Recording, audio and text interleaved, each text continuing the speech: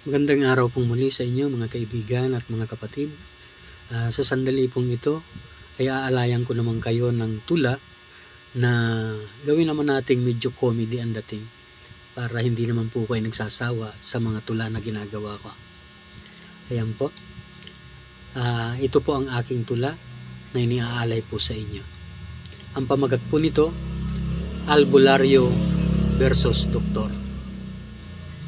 Dito po sa aming lugar, sa Barangay Santo Cristo, mayroong isang manggagamot at sikat na albularyo.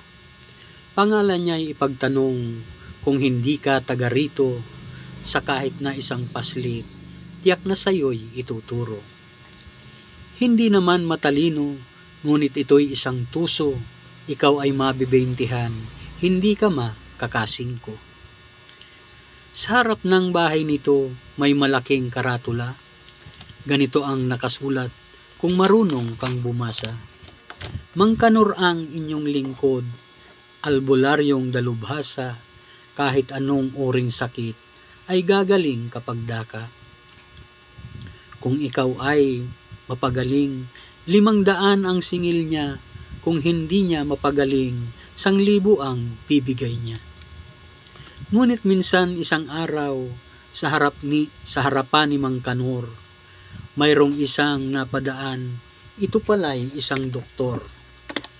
Nabasa ang nakasulat dun sa billboard ni Mangkanor at dala ng kuryosidad, ito'y hindi niya inignore.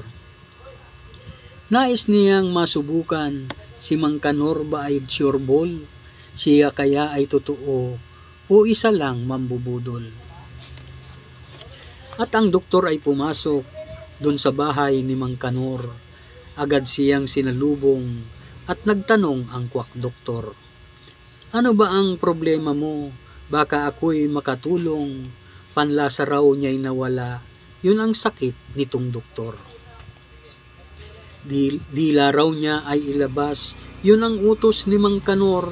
At nang ito'y mailabas, tinaktakan ng orisol. Itong doktor ay naduwal at ang wika ay mapakla. Bakit daw siya pinakain ng orisol ang wika niya? Ang sinabi ni Mangkanor, ayan ikay magaling na, natikman mo ang orisol, mayroon ka na ng panlasa. Nagbayad siya ng 500, sa isip ay mayroong banta at hindi raw siya papayag, maisahan ng matanda. At nang kinabukasan nga, ito'y muli nangang nagbalik.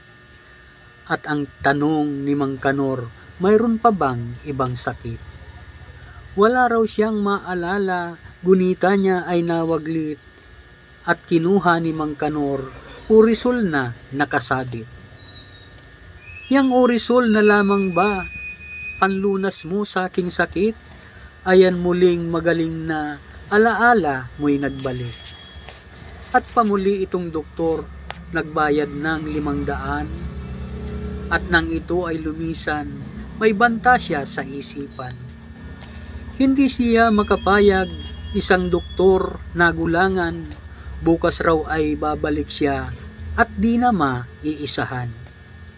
Kaya kinabukasan nga si Mangkanor binalikan at ang tanong ni Mangkanor, mayroon pa bang dinaramdam?